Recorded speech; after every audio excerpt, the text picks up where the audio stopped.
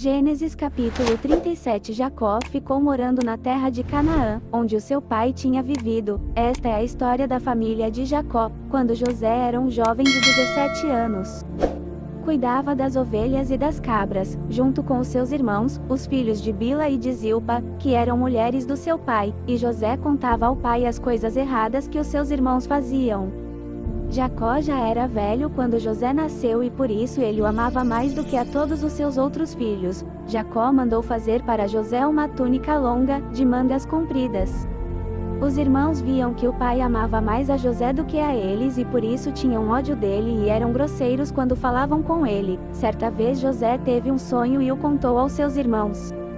Aí é que ficaram com mais raiva dele porque ele disse assim: escutem, que eu vou contar o sonho que tive. Sonhei que estávamos no campo amarrando feixes de trigo. De repente, o meu feixe ficou de pé, e os feixes de você se colocaram em volta do meu e se curvavam diante dele. Então os irmãos perguntaram: quer dizer que você vai ser nosso rei e que vai mandar em nós?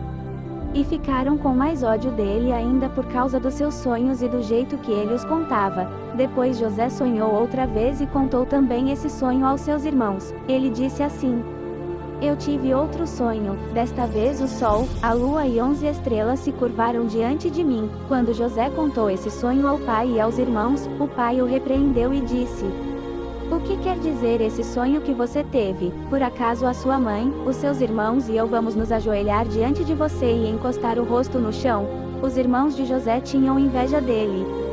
Mas o seu pai ficou pensando no caso. Um dia os irmãos de José levaram as ovelhas e as cabras do seu pai até os pastos que ficavam perto da cidade de Siquém. Então Jacó disse a José: venha cá.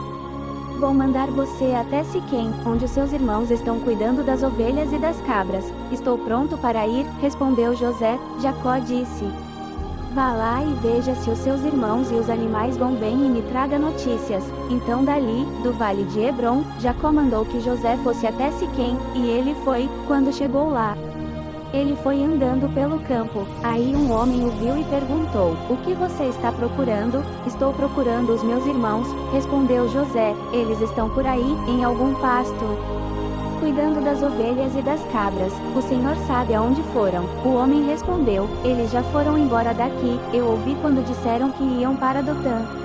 Aí José foi procurar os seus irmãos e os achou em Dotã. Eles viram José de longe e, antes que chegasse perto, começaram a fazer planos para matá-lo. Eles disseram: lá vem o sonhador, venham.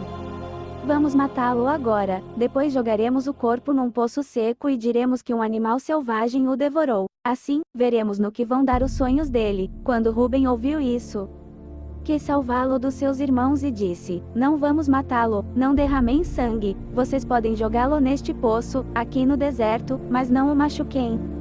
Ruben disse isso porque planejava salvá-lo dos irmãos e mandá-lo de volta ao pai. Quando José chegou ao lugar onde os seus irmãos estavam, eles arrancaram dele a túnica longa, de mangas compridas, que ele estava vestindo. Depois o pegaram e o jogaram no poço, que estava vazio e seco, e sentaram-se para comer. De repente, viram que ia passando uma caravana de ismaelitas que vinha de Gileade e ia para o Egito. Os seus camelos estavam carregados de perfumes e de especiarias. Aí Judá disse aos irmãos: o que vamos ganhar se matarmos o nosso irmão e depois escondermos a sua morte? Em vez de o matarmos, vamos vendê-lo a esses ismaelitas. Afinal de contas ele é nosso irmão, é do nosso sangue.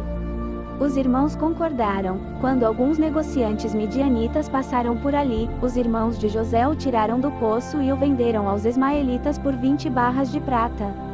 E os ismaelitas levaram José para o Egito. Quando Ruben voltou ao poço e viu que José não estava lá dentro, rasgou as suas roupas em sinal de tristeza.